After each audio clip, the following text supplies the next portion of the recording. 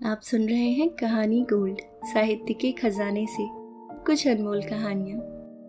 दोस्तों, एक अनुरोध है, आपको मेरे द्वारा सुनाई गई कहानियाँ अगर पसंद आती हैं तो आप वीडियो को लाइक ज़रूर करें और अगर आप चैनल पे नए हैं तो सब्सक्राइब करना ना भूलें, बेल आइकन भी प्रेस कर दें।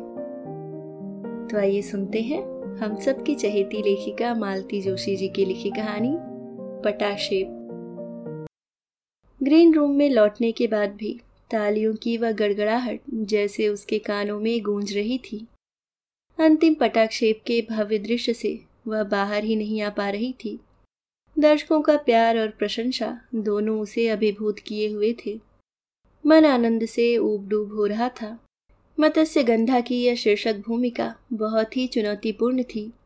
उस भूमिका के लिए चुना जाना ही अपने आप में एक उपलब्धि थी। नाटक के प्रारंभ से अंत तक फैली हुई इस भूमिका में अनगिनत शेड्स थे। चरित्र के कई पेश थे। नारी के विभिन्न रूपों का प्रदर्शन था। मुग्धा किशोरी केवट कन्या, यौवन मदमाती महारानी, ममतामयी माँ और अंत में हताश निरुपाय राजमाता। इस चरित्र को निभाने के लिए असाधारण प्रतिभा की आवश्यकता। मीरा ने आज साबित कर दिया कि उसके पास वह असाधारण अभिनय प्रतिभा है। उसके सामने कोई ऐरे गैरे नहीं, दिग्गज कलाकार थे।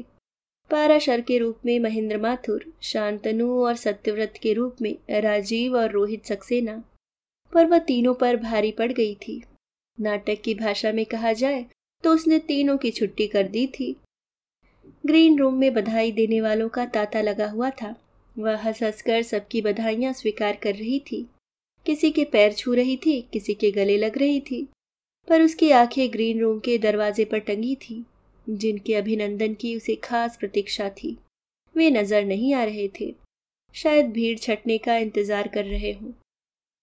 तभी सुपर्णा ने उसे ठहोका दिया, राजमाता जी, अब जरा अपना गेटअप बदल लीजिए, दूल्हे मियाँ देखेंगे तो घबरा जाएंगे। अब उसे भान हुआ कि वह वृद्ध राजमाता बनी हुई है। इस रूप में अपने मंगेतर से मिलने का तो सवाल ही पैदा नहीं होता।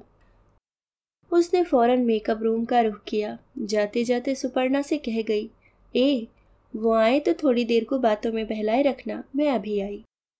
हाँ भाई, बहला लेंगे, फुसला लेंगे, बाद में मत कहना कि मेरे मियाँ को चुरा लिया। मीरा ने फटाफट मुंह धोया, मेकअप उतारा। बालों की सफेदी तो शैम्पू के बाद ही जाएगी, पर जितनी झड़ सकती थी झड़ा दी। वह कपड़े बदल कर बाहर आई तब तक भीड़ लगभग छट चुकी थी। सुपर्णा का कहीं पता न था। हाँ, बुरा सा मुंह बनाए उसका छोटा भाई संदीप जरूर नजर आया। कितनी देर लगा दी दीदी? क्या हॉल में ताला डालने तक रुकना है? उसने चिड़चिड़े अंदाज में कहा। माँ पापा गए? कब से? और वे लोग? कौन लोग? अच्छा, वे लोग, भाई पता नहीं, कम से कम मिलकर तो नहीं गए। माँ पापा से भी नहीं मिले? उन्हीं से तो। तुम क्या सोच रही हो, मैं अपनी बात कह रहा हूँ। अरे, मेरी तो नमस्ते तक का जवाब उन्होंने ढंग से नहीं दिया। अजीब खूसट लोग हैं। इंटरवल में पापा ने चाय ऑफर की तो इतने नखरे दिखाए मानो बारात में आए हैं। तुम्हारी सास तो ऐसे जता रही थी मानो यहाँ आकर उन्होंने हम पर बड़ा एहसान किया हो। और तुम्हारी वो नकचढ़ी नंदे पूरे वक्त खीखी कर रही थी। संदीप काफी भरा हुआ था, इसलिए सबके सामने ही शुरू हो गया। मीरा ने वहां से जल्दी खिसक लेने में ही कुशलता समझी। बड़े ही बेमन से वह संदीप के पीछे जा बैठी। उसने तो सोचा था आज रात आनंद की बाइक पर लौटेगी। रास्ते में कॉफी या आइसक्रीम के लिए वे कहीं रुकेंगे, मन भरकर बातें होंगी। पर वे तो बच्चों की तरह मम्मी डैडी के साथ गाड़ी में लद कर आए थे। सारा रोमांस धरा रह गया। बाइक की सवारी नहीं करवाई ना सही, कोई मजबूरी रही होगी। शायद डैडी रात में राइड ना कर पाते हैं, पर मिनट भर को भीतर आकर उसे कॉन्ग्रेचुलेट तो कर सकते थे। कितने शौक से उसने पूरे परिवार के लिए 5 VIP पास भिजवाए थे। माँ पापा और संदीप इस बार टिकट लेकर पीछे बैठे थे। सगाई के बाद उसका यह पहला नाटक था और उसका बड़ा मन था कि आनंद के परिवार वाले उसके इस पहलू को भी देखें। घर आकर लगा कि माँ पापा का मूड भी उखड़ा हुआ ही है। माँ हर नाटक के बाद उसकी नजर उतारा करती थी। आज तो उसके अभिनय का, रूप का जादू सबके सिर पर चढ़कर बोला था, पर माँ को आज नजर उतारने की याद ही न रही। भाई बहन के घर लौटते ही उन्होंने खाना लगाना शुरू कर दिया। खाना भी सबने चुपचाप ही खाया और सोने चले गए। माँ पापा ने नाटक के बारे में एक शब्द नहीं कहा। मीरा को देर रात तक नींद नहीं आई। नाटक के पहले वाली रात भी वह सो नहीं पाती है। मन पर एक तनाव रहता है। नाटक वाली रात वह खुशी और उत्तेजना के मारे सो नहीं पाती है। नाटक के दृश्य और संवाद उसके मन में चक्कर काटते रहते हैं। आज मन में न खुशी है न उत्तेजना, एक हताशा सी व्याप्त है। शायद इसलिए आज नींद कोसों दूर चली गई है। दूसरे दिन सारे अखबार नाटक की प्रशंसा से भरे हुए थे। उनका खास तौर से उल्लेख किया गया था। बैंक में भी बधाई का सिलसिला जारी रहा, पर उसका मन बुझा बुझा ही रहा। जिस व्यक्ति से प्रशंसा पाने की सबसे ज्यादा उत्सुकता थी, वही चुप लगा गया था। करीब 4 बजे उसके मोबाइल पर संदेश आया, 6 बजे आर्याव्रत में मिलो, बात करनी है। उसका मुरझाया मन एक बारगी हरा हो उठा। ठीक तो है, बड़ों के सामने खुलकर बात करना मुश्किल रहा होगा। हाँ, पर एक फोन तो कर सकते थे। पूरा दिन बीत गया, अब किया भी है तो यह टुइयां सा SMS। बैंक से फरलांग भर दूरी पर रिश्ते की एक बुआ का घर था। राखी भाई दूज पर उनके यहाँ जाना आना हो जाता था। ऑफिस से जरा जल्दी निकलकर वह उनके यहाँ पहुंच गई। बुआ, एक जगह जाना है, सुबह से घर से निकली हूँ, एकदम भूतनी लग रही हूँ, जरा हुलिया सुधार लूं। तुम्हारा घर है लली, बुआ ने स्नेह सिक्त स्वर में कहा। दीदी, कोई अच्छी सी साड़ी निकाल दूं? उनकी बहू ने पूछा। मीरा को लालच तो हो आया था, पर संकोच कर गई। ठीक समय पर वह आर्यावर्त पहुंच गई। आनंद बाहर प्रतीक्षा करते मिले। फिर दोनों ऊपर वाली मंजिल पर चले गए और एक कोने वाली मेज पर जाकर बैठ गए। कुछ क्षण खामोशी में बीत गए। बैरा आया और पानी रखकर चला गया। फिर दोबारा वह मेन्यू कार्ड लेकर आया तो आनंद ने खुद ही जो ऑर्डर करना था कर दिया। मीरा को थोड़ा अजीब सा लगा। यह सामान्य शिष्टाचार होता है कि साथ वाले से उसकी पसंद पूछी जाती है, पर आनंद ने उसकी जरूरत नहीं समझी। मीरा को यह बात खटकी तो जरूर, पर उसने मन को समझा लिया कि शायद वे इस फालतू चर्चा में समय जाया न करना चाहते हों। वेटर के जाने के बाद उन्होंने गला साफ किया और कहा, मीरा, शादी से पहले मैं एक बात स्पष्ट रूप से कह देना चाहता हूँ। वह चौंकी, क्योंकि उनका स्वर बहुत गंभीर था। उसने कुछ नहीं कहा, उनके ही कहने की प्रतीक्षा करती रही। दरअसल हम लोग नहीं चाहते कि शादी के बाद तुम नाटकों में काम करो। हम लोग मतलब? हम लोग मतलब मम्मी डैडी, मैं और रीना नीना? उसने व्यंग से पूछा, पर उसके व्यंग को वे पकड़ ही नहीं पाए। पूर्ववत गंभीरता से बोले, उन लोगों की राय से कोई फर्क नहीं पड़ता, पर हम तीनों, मम्मी डैडी और मैं, नहीं चाहते कि तुम शादी के बाद नाटक करो। शादी के बाद तो नाटक वाटक वैसे ही कम होना है। कम नहीं, एकदम बंद होना चाहिए। उनका स्वर आदेशात्मक था। मीरा चौंकी, थोड़ा आहत भी हुई। वह कुछ कहना चाहती थी कि ऑर्डर आ गया। उसने वेटर के जाने तक प्रतीक्षा की, फिर बोली, हम लोगों ने तो कभी कुछ छिपाया नहीं था। मुझे याद है, आप लोग जब पहली बार घर आए थे तो पापा ने आपको मेरे नाटकों का एल्बम भी दिखाया था। हाँ, दिखाया था, पर हम लोगों ने उसे सीरियसली नहीं लिया था। अक्सर लड़कियां ऐसी टाइम पास हॉबीज पाल लेती हैं। This is not my hobby, उसने तल्खी से कहा। This is my passion. जो भी हो, but this chapter should be closed now. दरअसल मुझे वो थिएटर का क्राउड जरा भी पसंद नहीं है। न मुझे वे लोग अच्छे लगते हैं, न उनके तौर तरीके। फिर उनकी टाइमिंग भी बड़ी ऑड होती है। घर गृहस्थी के साथ यह सब नहीं चल सकता। फिर डैडी के शहर में एक पोजीशन है, एक नाम है। हम लोग भी सड़क छाप तो नहीं है, मीरा ने कसैले स्वर में कहा। आनंद ने कोई उत्तर नहीं दिया। वे मनोयोग से कांटे में कटलेट के टुकड़े फंसाते रहे, खाते रहे। उन्होंने यह देखने की भी जरूरत नहीं समझी कि मीरा ने कुछ खाया भी है या नहीं। उसकी तो जैसे भूख ही मर गई थी। वह तो सिर्फ शिष्टाचारवश वहां थी और बैठी थी, इसलिए कॉफी के घूंट भर रही थी, परंतु सामने वाले ने तो सारा शिष्टाचार ही ताक पर रख दिया था। इसलिए जैसे ही उन्होंने पेपर नैपकिन से अपने हाथ पोंछे, मीरा उठ खड़ी हुई। मैं चलूंगी अब, घर पर बताया नहीं था, माँ चिंता करेंगी। और उनकी प्रतिक्रिया की परवाह किए बिना वह रेस्टोरेंट से बाहर निकल आई।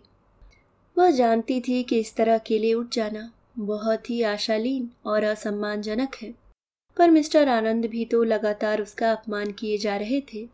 उसे शुरू से ही यह आदमी कुछ तानाशाह किस्म का लगा था, पर माँ ने समझाया था, बड़े बाप का इकलौता बेटा है, वह भी बड़ा, उसे हुक्म चलाने की आदत हो गई है, धीरे धीरे सुधर जाएगा। इकलौता भाई तो उसका भी है, पर दोनों बहनों से छोटा है ना। बेचारा संदीप जितना लाड प्यार पाता है, उससे ज्यादा दिन भर में डांट खा जाता है। हुक्म चलाने की बात तो वह सोच भी नहीं सकता।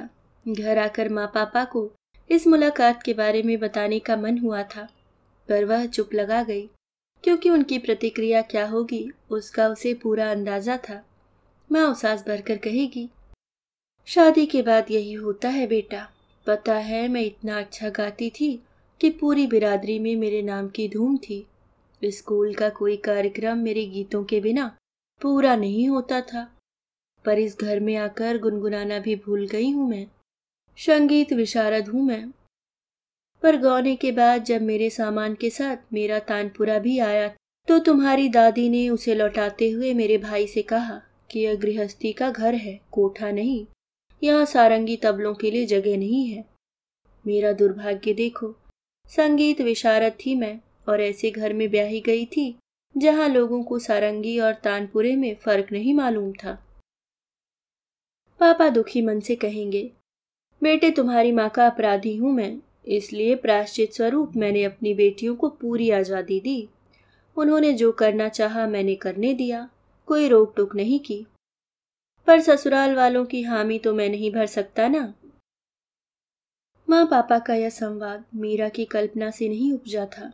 दीदी की शादी के बाद घर में यह नाटक हो चुका है। इतनी अच्छी कविताएं करती थी दीदी, और इतने अच्छे से सुनाती भी थी, यहाँ वहाँ छपती भी थी। उस कच्ची उम्र में जैसी लिखी जाती हैं उसी तरह की भावुक कविताएं थी वह। पर शादी के 6 महीने भी नहीं बीते होंगे कि उन्हीं कविताओं को लेकर पति पत्नी में मनमुटाव हो गया। जीजा जी को उन प्रेम गीतों के नायक की तलाश थी, और वे हर परिचित को संदेह की नजरों से देखने लगे। फिर एक दिन दीदी अपनी सारी प्रकाशित और अप्रकाशित रचनाएं यहाँ लाकर डाल गईं। उसके बाद कुछ दिनों तक दूसरे नाम से लिखती रहीं, पर बाद में जैसे वह स्रोत ही सूख गया। अब दीदी अपने बच्चे पालती हैं और दूसरों के बच्चों को कोर्स की कविताएं पढ़ाती हैं। स्कूल घर से 7 किलोमीटर दूर है, और सुबह शाम बस में धक्के खाते हुए जाना आना होता है। अगर कभी देर सवेर हो जाए और कोई सहयोगी घर तक छोड़ने आ जाए, तो जीजा जी के मन में संशय के नाग फन उठाकर खड़े हो जाते हैं। कभी कभी रो पड़ती हैं दीदी, इस नरक से तंग आ गई हूँ रे। माँ पापा को दुखी नहीं करना चाहती, नहीं तो कब से अपना बोरिया बिस्तर उठाकर यहाँ चली आती। माँ पापा को दुखी तो मीरा भी नहीं करना चाहती, पर वह अपनी जिंदगी को नरक भी नहीं बनने देगी। वह अपने ढंग से निपटेगी। लंच टाइम में मीरा ने वह नंबर घुमाया। क्या बात है, मैं जरा मीटिंग में हूँ, बस 1 मिनट लूंगी, एक जरूरी बात पूछनी थी। कौन सी? शादी की तारीख क्या तय हो रही है, बता सकेंगे? शायद 25 फरवरी या उसके आसपास। तारीख जानना इतना जरूरी क्यों हो गया? वो हमारे यहाँ 3 महीने का नोटिस देना पड़ता है ना। नोटिस? वो किस लिए? रेजिग्नेशन के लिए। अच्छा thanks, carry on your meeting, bye. बस इसके बाद उसने अपना मोबाइल साइलेंट पर करके पर्स में डाल दिया। वह जानती थी कि मीटिंग के बाद ही सही उनका फोन जरूर आएगा, और क्या पता मीटिंग थी भी कि नहीं, या उस पर रौब डालने के लिए ऐसा कहा गया था। शाम को जैसे ही गेट से बाहर निकली उनसे सामना हो गया। अरे आप, चलो चलकर कहीं बैठते हैं। घर में कहकर नहीं आई हूँ, देर हो जाती है तो माँ चिंता करने लगती हैं। कल भी देर से पहुंची थी। मेरा नाम बता दिया करो, कोई कुछ नहीं कहेगा। उनके स्वर में दम्भ था। ठीक है, पर आज होटल वोटल नहीं चलेंगे, बड़ी घुटन होती है। कहीं किसी पार्क में चलते हैं। पार्क में भाग्य से एक पत्थर की बेंच खाली मिल गई। वहां बैठते ही उन्होंने पूछा, ये रेजिग्नेशन का भूत तुम पर कहाँ से सवार हो गया? भूत क्यों? यह तो मेरी बहुत पुरानी प्लानिंग थी। नौकरी तो मैं यूं ही शौकिया टाइम पास के लिए कर रही थी। शादी के बाद नौकरी करने का तो कतई इरादा नहीं था। इस बात का तो तुमने कभी जिक्र नहीं किया। सभी बातें पहले से बताना संभव कहाँ होता है। पर नौकरी छोड़ना क्यों चाहती हो? दरअसल मुझे दो नावों पर पैर रखकर चलना नहीं आता। आसपास की नौकर पेशा महिलाओं को देखती हूँ तो बड़ी दया आती है। न घर ही ठीक से संभल पाता है, न बच्चे ढंग से पल पाते हैं। नौकरी भी बस आधे मन से हो पाती है। सारा ध्यान तो घर पर धरा रहता है। अपनी दीदी को देखती हूँ, कितनी परेशान है। घर बिखरा पड़ा रहता है, बच्चे बेचारे से घूमते रहते हैं। तुम्हारी दीदी अकेली हैं, इसलिए परेशान है। अपने यहाँ तुम्हें किसी बात की चिंता करने की जरूरत नहीं है। घर और बच्चे सब मम्मी पर छोड़ दो। ये अभी कोई बात हुई? बेचारी अभी अभी तो अपने बच्चों से फारिग हुई हैं, अब बच्चों के बच्चे पालेंगी। आखिर उन्हें भी तो कभी आराम चाहिए। बहू के रहते भी वे खटती रहें तो क्या मतलब हुआ? देखो, इस देश में 70% औरतें नौकरी करती हैं और उन सबकी गृहस्थी ठीक ठाक चलती है। तुम्हारी भी चलेगी। मैं कोई नौकरी के लिए मना थोड़े ही कर रही हूँ। जरूरत हो तो जरूर करना चाहिए। जिस दिन मुझे लगेगा कि मेरी कमाई के बिना गृहस्थी की गाड़ी नहीं चल सकती, मैं भी कोई जॉब ले लूंगी। पर इस समय बहुत ऊब गई हूँ और नौकरी छोड़ने के लिए शादी से अच्छा कोई बहाना हो नहीं सकता। आप तो जानते हैं बैंक की नौकरी कितनी जानलेवा होती है। बेसियों कस्टमर से रोज पाला पड़ता है। वे कैसे भी हों, उनसे नम्रता से पेश आना पड़ता है। कोलिग्स अच्छे बुरे जैसे भी हों, उनसे दोस्ती रखनी पड़ती है। और बॉस लोगों का तो आप जानते ही हैं, नाराज हो तो मुसीबत है, मेहरबान हो तो और ज्यादा मुसीबत होती है। फिर यहाँ काम के घंटे ज्यादा हैं, ओवर टाइम भी करना पड़ता है। ऑफिसर ग्रेड में आ जाएं तो कहीं भी देहात में पटक देते हैं। आजकल हर कहीं तो बैंक खुल गए हैं। ऑफिसर ग्रेड लेने की क्या जरूरत है? प्रमोशन नकारा भी तो जा सकता है। वाह, प्रमोशन क्यों नकार दूं? उसके लिए मेहनत करनी पड़ती है, पढ़ाई करनी पड़ती है, परीक्षा देनी पड़ती है। वह सब व्यर्थ कर दूं? वह बोलती जा रही थी और आनंद के चेहरे पर एक के बाद एक रंग आता जा रहा था। 2 दिन पहले नाटक को लेकर जिन बातों पर उन्होंने ऐतराज किया था, मीरा ने आज नौकरी के साथ भी वे ही सब बातें गिनाकर उन्हें निरुत्तर कर दिया था। वे भीतर ही भीतर कसमसा कर रह गए थे। वे उल्टी सीधी दलीलें दे रहे थे, पर उनमें यह स्वीकार करने का साहस नहीं था कि मीरा के रूप गुण के साथ उसकी मोटी तनख्वाह भी उन लोगों को भा गई थी। इसलिए नौकरी छोड़ने की कल्पना मात्र से वह विचलित हो गए थे। मीरा ने जब इस लुका छुपी के खेल का भरपूर मजा ले लिया तो वह उठ खड़ी हुई। अब चलें, बहुत देर हो गई है। रात के भोजन के बाद वह माँ के साथ टेबल समेट रही थी कि फोन की घंटी बजी। पापा शायद हॉल ही में थे। फोन उन्होंने ही उठाया। 5-7 मिनट बात करने के बाद फोन रखकर वे भीतर आए। आज तुम आनंद के साथ घूमने गई थी? पार्क में गई थी। जहां भी गई हो, क्या बातें हुई? आप क्या पागल हो गए हैं? माँ झल्लाई। बच्चों से ऐसे सवाल किए जाते हैं, कुछ भी पूछ लेते हैं। देखो, मैं इतना बेवकूफ नहीं हूँ। पापा गुर्राए। अभी अभी समधी जी का फोन आया था। पूछ रहे थे कि क्या आपकी बेटी शादी के बाद नौकरी छोड़ रही है। मैंने कहा मुझे पता नहीं है, पूछ कर बताता हूँ। So baby, what is the big idea? पापा, अगर मैं इस शादी से इनकार कर दूं तो आपको बुरा लगेगा? खुशी भी नहीं होगी, पर क्या इनकार की वजह जान सकता हूँ? उन्होंने नाटक के लिए मना किया होगा। उनका रुख देखकर मैं उसी दिन समझ गई थी। उन्होंने नाटक के लिए मना किया, यह उतना महत्वपूर्ण नहीं है माँ, पर जिस तरह से मना किया वह बहुत अपमानजनक है। नाटक मुझे अच्छा लगता है, पर उससे ज्यादा मुझे मेरा आत्मसम्मान प्रिय है। तानाशाही और हिप्पोक्रेसी, मैं इन दोनों बातों से नफरत करती हूँ। और इस इंसान में ये दोनों चीजें कूट कूट कर भरी हुई हैं। 21वीं सदी में वह 16वीं सदी का प्राणी बना हुआ है। ऐसे आदमी के साथ जिंदगी गुजारना मेरे लिए बहुत मुश्किल है। पर बेटा, अब सगाई के बाद। माँ, शादी टूटने से तो सगाई टूटना अच्छा है ना? कम से कम अभी हमारे सामने कई विकल्प तो हैं। शादी के बाद तो एक ही विकल्प रह जाएगा, तलाक। It is your life baby, पापा बोले। वही करो जो तुम्हें ठीक लगता हो, हमारी कोई ज़बरदस्ती नहीं है। थैंक यू पापा, एक फ़ोन कर लूँ? पापा ने स्वीकृति में सिर हिला दिया और समझदारी से वहीं डाइनिंग चेयर पर बैठ गए। मीरा ने धीरे से हॉल का दरवाज़ा उड़का दिया और उस घर का नंबर घुमा दिया। हेलो, एक रोबीला स्वर गूंजा। डैडी जी, मैं मीरा बोल रही हूँ, क्या आनंद जी से बात हो सकेगी? उन्होंने अपनी बुलंद आवाज में बेटे को हाक लगाई। मिनट भर बाद ही आनंद की खींच भरी फुसफुसाहट सुनाई दी। इस नंबर पर क्यों फोन किया? क्या मेरा सेल नंबर याद नहीं है? क्या फर्क पड़ता है, वैसे भी तो आप हर बात अपने डैडी से शेयर करते ही हैं। फोन क्यों किया था? एक बात कहनी थी। फिलहाल मैंने नौकरी छोड़ने का इरादा त्याग दिया है। That's good. पहले पूरी बात सुन लीजिए, दाद बाद में दीजिएगा। मैंने यह कहने के लिए फ़ोन किया है कि न मैं नौकरी छोड़ रही हूँ, न नाटक से मुंह मोड़ रही हूँ। हाँ, पर यह सगाई ज़रूर तोड़ रही हूँ। Good bye. आप सुन रहे थे मालती जोशी जी की लिखी कहानी पटाक्षेप। उम्मीद करती हूँ आपको कहानी पसंद आई होगी। धन्यवाद।